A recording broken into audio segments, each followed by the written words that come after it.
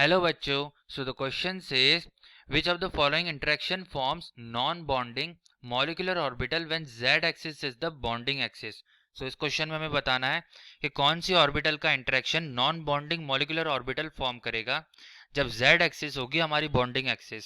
सो हम लोग option A देखेंगे dYz and dz². Okay, so the structure of dz² orbital is as shown in this figure, and structure of dYz is shown in this figure.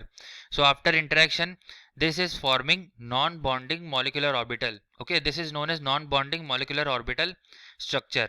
So option A is correct. Now we will move to option B. In option B it says dYz plus dxy. So in option B, dYz is like this as shown in first figure, and this is dxy, and after interaction between these two orbitals the final structure will be like this, and this can also be considered as non-bonding molecular orbital. This can be considered as non-bonding molecular orbital.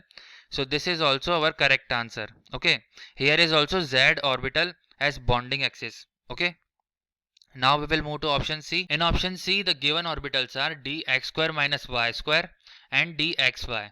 Okay, so here the first figure is showing dx² minus y² and second figure is showing dxy.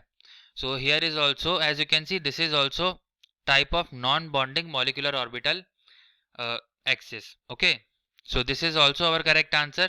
So final answer for this question will be option D.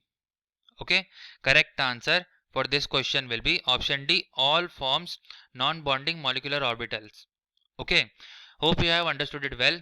Best of luck.